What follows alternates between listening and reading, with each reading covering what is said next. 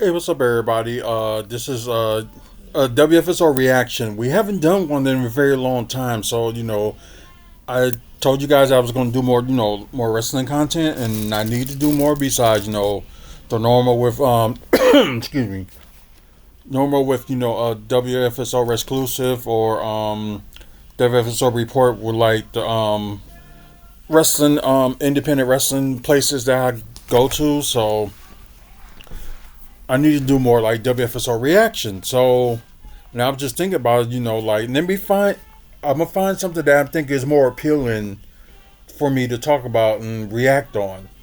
So this video came up and I was just like, you know what? Why not?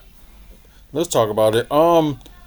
It's by Piana. Pilana. I'm sorry if I got it wrong.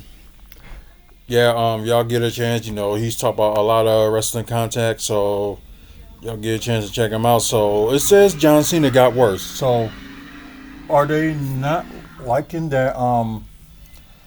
Crazy people. But anyways, I don't think he's saying that he got it worse as a heel or he was better off as a babyface. So I don't get the whole concept. So I'm just going to watch it, and if I have any thoughts, I'm going to pause it, then talk about it. So here we go. I will be the last real champion in WWE. John Cena just dropped his second heel promo on Raw, and it was nothing short of fascinating. If last week's promo felt like a punch in the gut, this one felt like Cena stepping on our throats while smirking. He doubled down on his new persona, calling out the fans once again and making it clear that we are the true villains in this story. And honestly, he had a point. He brought up how everyone laughed at that kid he absolutely demolished last week. Everybody, including that one kid right there, is a toxic, dysfunctional relationship. Think about that. We called him the bad guy, yet we all cackled at the sight of a young fan getting verbally destroyed by his hero. It was a stark moment of reflection. Cena's words hit harder than we ever expected because they carried an uncomfortable truth. Are we really as righteous as we claim, or have we been the ones fueling this fire all along? But beyond the philosophical mind games, John Cena dropped a bombshell, one that might have just spoiled WrestleMania 41. He declared that he's going to ruin wrestling for all of us. And how does he plan on doing this? By defeating Cody Rhodes, then becoming the new WWE champion, and then retiring with the belt. Let that sink in. He's threatening to take the most prestigious championship in wrestling and disappear with it, making himself the last true WWE champion. That's not just a heel move, that is just straight up evil. This raises a massive question. Did John Cena just tell us the ending of WrestleMania 41? Because at face value, this does not seem plausible at all. John Cena winning the title and immediately quitting makes no sense. Wrestling history tells us that whenever a wrestler makes a retirement stipulation or threatens a drastic business-altering decision, it rarely plays out exactly as stated. Look at WrestleMania 29 when Triple H put his career on the line against Brock Lesnar. No one truly believed Hunter was retiring, and sure enough, he walked out victorious. The same logic could apply here. So if Cena isn't actually going to retire with the belts, then what does this mean? It strongly hints that Cody Rhodes is going to retain the championship. And while that... I wouldn't say all that to be, just to jump to conclusions. When the person says something in their promos, it's not always true. Like, so I don't get why he's thinking like he has spoiled it and said the outcome of WrestleMania 41. So part of me, I don't believe it, but after it, could they have like a rematch or something like that? Yeah, I can see that. But I don't know. But I've been wrong before. I didn't think he was gonna win Elimination Chamber, but suddenly he ended up there. So, and I understand why. But let's keep going. While that would be a satisfying conclusion for many fans, a part of me feels like WWE would be making a huge mistake if they don't give John Cena at least a short run with the championship. A heel John Cena as the world champion, that the story they're going with right now makes sense if they decide to go that route. But part of me thinks like a short run, yeah. Maybe like hold it for like 30, 60 days or something like that. Then whatever. That's a possibility. But I would rather shave my legs with Typhoon Mary's razor blade than deal with Cena holding a frickin' championship again. You ain't seen none of his promos, did you? I don't want to see any of his promos. He's irritating and his bald spot is blinding. I think he started taking Rogaine. He's probably got plugs is what he's got. He can afford them. True. That is must-see television. It would be a crime to waste that opportunity.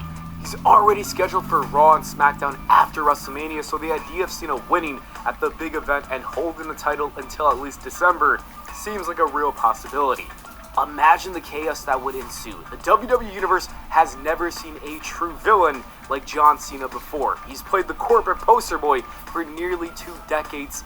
To finally have him run the show as a corrupt champion, twisting the knife in the fans' backs every single week, that would be the kind of heat that you can't buy.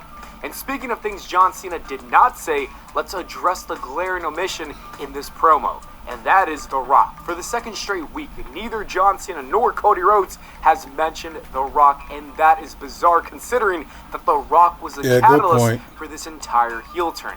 If it weren't for him, this moment would not even exist. John Cena didn't just turn heel on his own, but he sold his soul to The Rock. So why hasn't that been brought up? Why hasn't Cody thrown it in his face? And more importantly, what exactly is John Cena gaining from this alliance with The Rock? There are 2 ways to look at this. One possibility is that WWE is deliberately moving The Rock to the background, making sure that the story remains on John Cena versus Cody without any distractions. The other option is that they're setting up for a massive twist at WrestleMania 41. A Montreal Screwjob-esque ending isn't out of the question. What if John Cena doesn't just beat Cody clean, but instead he steals the championship with the help of Dwayne The Rock Johnson? That would be the ultimate betrayal and the ultimate weak move. It would echo history in the worst way possible, and it would ensure that the WWE Universe collectively melts down in the most dramatic way possible. This leads us to another major take. If they are going to do that, have John Cena win it at WrestleMania 41, they should save that for night 1. Don't do it in night 2. But that's just my opinion. Because if you want to close out like that, have this match be night 1. That's just me, because I know you want to end the show like with a happy ending. So you know what, they can. I don't know, but this is just my opinion. Like, do the WWE Championship in night 1. Then I know they want to do the World Heavyweight Championship. So, and I know they're gonna probably do another women title on there for like the main event. So you can do that for night 2, but they probably will end up kicking off, with the World Heavyweight Championship in night 2 for As on Good Vibes or something. Or they can do that in night 1. But I think they should close this match at night 1. That's just my opinion. Takeaway, John Cena as a heel is absolutely genius. It is surreal watching this man who spent years being the face of hustle, loyalty, and respect fully embracing his dark side. But what makes it so compelling is that it feels like John Cena has wanted this for such a long time. He is too good at it. It looks like he's been waiting for this opportunity to break free and finally unleash the character that he's been itching to play. His delivery, his mannerisms, his smug arrogance, it's all perfect. You don't just turn in performances like this overnight. This is a man who has been restrained for years, finally getting to cut loose. And then we have Cody Rhodes. If last week's promo felt a little shaky on Cody's end, this week was a massive improvement. He spoke with much more conviction. He felt like the heart of the WWE, and his words carried weight. You could feel the emotion when he said that he wasn't going to let Cena rob the WWE Universe of their championship. This isn't just about winning a match for him, it's about protecting WWE from Cena's selfish plan. And the biggest moment of all, Cody finally called out John Cena's jealousy. He flat out asked if John Cena was mad about the love and admiration that he's receiving from the crowd, especially tonight. That moment was everything, because that's exactly what this feud is about. John Cena can say that he's doing this for business reasons or for his legacy, but deep down, it is pure envy. He spent years being the most polarizing figure in WWE. Half the crowd loved him, half the crowd despised him, and meanwhile, Cody just walked into the WWE and instantly became a beloved hero. That is eating John Cena alive. He spent 2 decades fighting for fan approval only for Cody to walk in and effortlessly get the love that John Cena has always wanted. It is personal, it is deep, and that is what makes this story all the more intense. The segment ended with Cody Rhodes challenging John Cena to a fight only for Cena to walk away like a true coward, and I think that was the right call. If this feud is going to hit its full potential, John Cena needs to keep avoiding direct confrontation. Let the fans beg for Cody to finally get his hands on him. The longer WWE holds off on that physical altercation, the more explosive that it will be when it finally happens. And I don't think they should wrestle or touch each other at all until WrestleMania 41. And that brings us to the bigger picture. This storyline is heating up, but WWE needs to pour even more fuel on the fire. We're only 26 days away from WrestleMania 41, and this needs to feel massive. It needs to feel like the biggest fight in WWE history, because in many ways, it is. We are witnessing something rare. The biggest hero in WWE history finally embracing the dark side. That does not happen every day. It may never happen again. So, the WWE needs to make sure that this story becomes legendary. If they pulled that move now, like they did with Elimination Chamber, oh, believe me, it will happen again. Because I know many was thinking like, okay, Hulk Hogan probably won't do something like that, and look at him. What he did in when he was in WCW, ended up joining the or forming, I should say, the NWO, and he was a bad guy. Then you in that era at that point, that bad guys are cool. So, but you might as well say it happened twice a lifetime. So most likely, I think it will happen again. But it's just question is like, who can be that that top face that can suddenly out of nowhere just turn heel and surprise everyone. So that happens. Well, I wouldn't count that much with Austin like joining with McMahon, because it wasn't like that. I know there's like one part that you think like, okay, how did Austin end up, joining McMahon and he despised him so much? But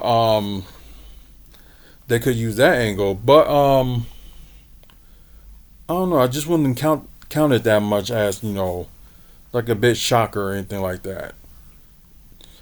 It was back then, but you look back at it now, it wouldn't be that big of a shocker compared to with what happened to Elimination Chamber. I think if you had like somebody like be your face of the company for a certain amount of time, then suddenly switch, that can work. So it depends how long you're gonna have your good guy, then end up what turn to the bad guy. So it just all depends on the right moment to do it. So I'm not gonna say it's gonna be like a once in a lifetime, and because we had it twice in a lifetime, so it could happen to like maybe like another 10-15 years. That's possible, but it's like we just on that wait and see moment. So we'll see. Legendary. So what's next? More tension, more psychological warfare, more moments that make this rivalry personal. Maybe Cena makes it even darker. Maybe he goes after Cody's family, attacking Dusty's legacy. Maybe he Nah, I completely don't think he's destroys gonna do Cody that. in front of his own fans. The WWE has a golden opportunity to make this the greatest WrestleMania feud in history. They just need to keep pushing the envelope. Because if John Cena is serious about his evil plan, and if he really intends to destroy everything that we love about WWE, then Cody has no choice. He's got to stop him, and that is what makes this must-see television. Anyways, that is it for the video, guys. Thank you so much for watching. Sorry. I meant to stop that, but let me stop that anyway. The point is like, yeah, that cookie does look good right now. Zambia cookies, they are very good. So keep that in mind. Might do something special for that for myself. Pause One that. effective treat. But anyways, it is interesting to see that you got, your new top guy in WWE and Cody Rhodes. Then you got your other was like top favorite. Well, you might as well say wasn't favorite. He was like getting booed like half the time. Half the people hate him, half the people love him. Then he been making attempts to come back and stuff like that. He's been in and yeah, he's been cheered because I guess we didn't got to see him that much. So makes sense until what happened at Elimination Chamber. Then I think there's some people that still disputing like they done this a little too late, and there's some people that might as well just do it now before it's too late, and he never get to change that. So that's a big thing that you can think about. Just overall, I know I was wrong with Elimination Chamber, thinking he wasn't going to win it, but I'm not going to say my predictions on WrestleMania until it's close to that time. But I don't know. I'm swinging like back and forth on who I predict to win, so I wouldn't announce that like sometime soon. But right now, I'm not even sure. We'll just see how the weeks go with them like interacting. But I guess the only thing that I'm upset at that they ain't doing no interactions on SmackDown. They doing it all on Raw, which the WWE Championship is on SmackDown, not on Raw. So I don't know. They trying to do it on Cena's schedule or what the case may be. I don't know. But they should be doing more interactions on SmackDown than on Raw, and let the World Heavyweight build more of your story with the World Heavyweight Championship match. But that's me. But some of y'all probably agree with me. Some of y'all probably don't. But that's just how I feel. I just think they should focus more on story and put that more on SmackDown than on Raw. Because Raw needs to focus on putting up their main champion like up there. But things can change between now and that weekend of WrestleMania. So we'll see. If you like content like this, please like and subscribe. Try and get to 1,000 subscribers by the end of the year. Hope we can get there. About you guys, it would be us. Also check out 2,500 videos and more. And check out Priyana's YouTube channel as well. Talk about a lot more of wrestling content. So you get a chance, check them out. But if you like content like wrestling, Milwaukee Bucks, comic book stuff, and also developments that's going on in Milwaukee, you will like this channel. Also, check out the website, WrestlingFansSpeakout.weebly.com. We will have videos like this. Also, with upcoming events wrestling wise in the Midwest, and photos that we took, at wrestling events, Bucks events, pictures of Bucks players and wrestlers. And there's more stuff that need to be update coming up on the website, so just stay tuned for that. Without further ado, thank you very much, everybody, for watching. Until the next video, y'all have a good one.